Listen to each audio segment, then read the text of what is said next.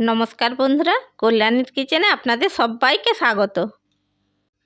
বন্ধুরা, শীতের মরশুম তো শুরু হয়ে গেছে, তাই আমি আপনাদের সঙ্গে দারুণ স্বাদের নলেন গুড়ের বরফি সন্দেশের রেসিপি শেয়ার করতে চলেছি।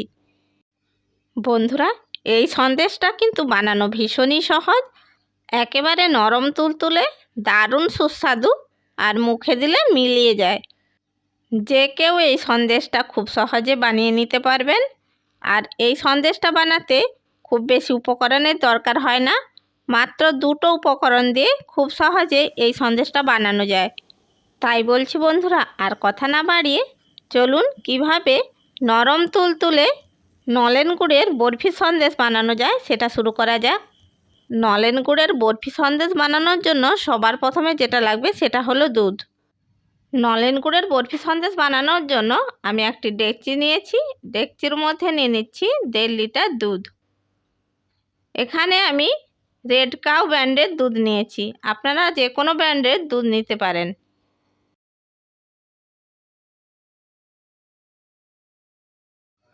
এবার আমি এই দুধটাকে একবার ফুটিয়ে নেব, খুব বেশি ফোটানোর দরকার নেই, একবার ফুটে উঠলেই হবে। দেখুন বন্ধুরা, দুধটা ফুটে উঠেছে। এরপর আমি গ্যাসের ফ্লেমটা বন্ধ করে দিচ্ছি। এরপর আমি 2 মিনিট এইভাবে হাতা দিয়ে নেড়ে চেড়ে দুধটাকে একটু ঠান্ডা করে নেব। ছানা তৈরি করার জন্য দুধকে বেশি ফোটানোর দরকার নেই।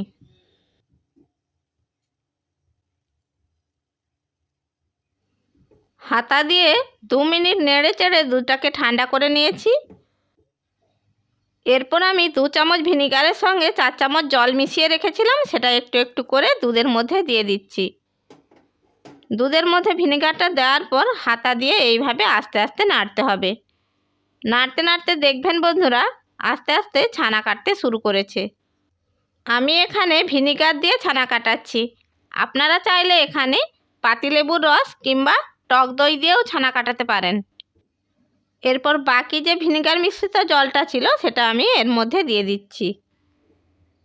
এবার হাতা দিয়ে আস্তে আস্তে এইভাবে নাড়তে হবে।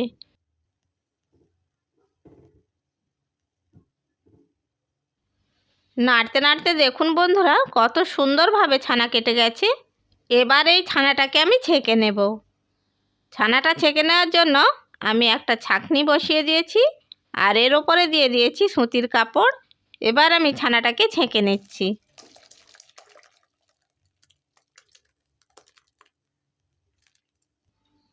সব ছানাটা আমি ছেঁকে নিয়েছি।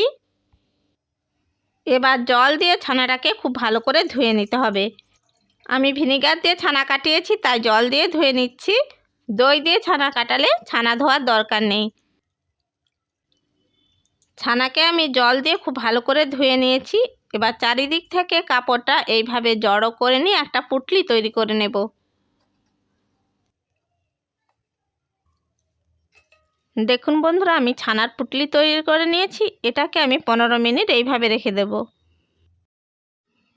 15 মিনিট পরে আমি ছানাটাকে পুঁটলি থেকে একটা ট্রের মধ্যে নিয়ে নিচ্ছি। এরপর ছানার মণ্ড থেকে ছানাটাকে একটু ভেঙে নেব। ছানার মণ্ডটাকে আমি ভেঙে নিয়েছি। এরপর আমি একটি মিক্সিং জার নিয়েছি। এবার এই মিক্সিং জারের মধ্যে সমস্ত ছানাটা দিয়ে দেব।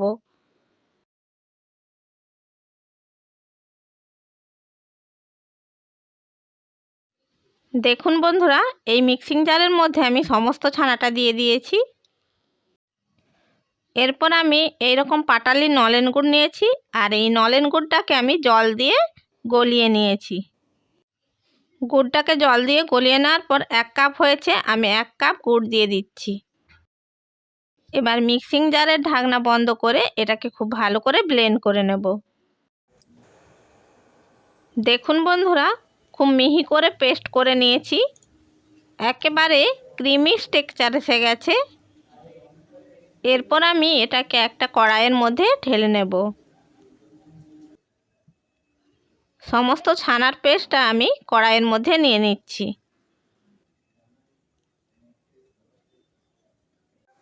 দেখুন বন্ধুরা, সমস্ত ছানার পেস্টটা কড়াইয়ের মধ্যে নিয়ে নিয়েছি। এবার এটাকে গ্যাসের ওভেনে বসিয়ে দেব। দেখুন বন্ধুরা, আমি কড়াইটা গ্যাসের মধ্যে বসিয়ে দিয়েছি। এবার এটাকে লো ফ্লেমে রান্না করে নেব। এই সময় গ্যাসের ফ্লেমটা লোতেই রাখতে হবে, মিডিয়াম বা হাই ফ্লেমে করা যাবে না, তাহলে তাড়াতাড়ি করে কিন্তু ধরে যেতে পারে। তাই গ্যাসের ফ্লেমটা লোতে রেখে এটাকে রান্না করে নিতে হবে। নাড়তে নাড়তে দেখুন বন্ধুরা, আগে থেকে অনেকটাই ঘন হয়ে এসেছে। এটার আর একটু রস শুকিয়ে নিতে হবে।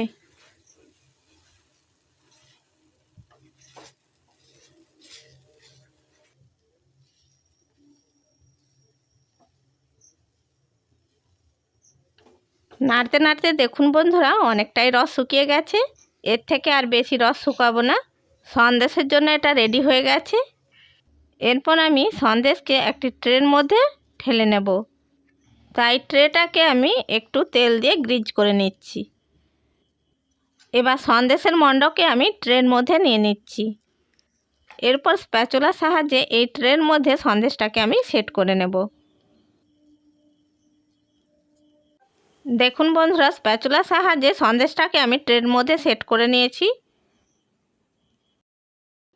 এরপর আমি এর মধ্যে পেস্তা আর আলমন্ড বাদাম কুচো অ্যাড করে দিচ্ছি।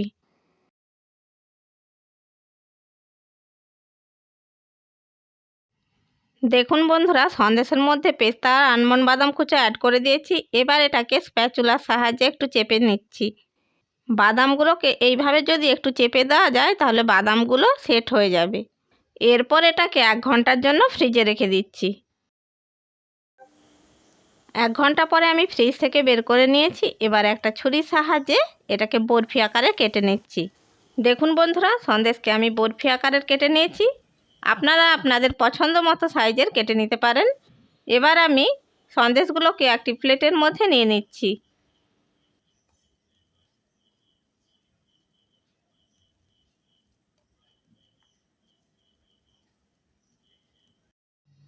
দেখুন বন্ধুরা, সমস্ত সন্দেশগুলো আমি প্লেটের মধ্যে নিয়ে নিয়েছি।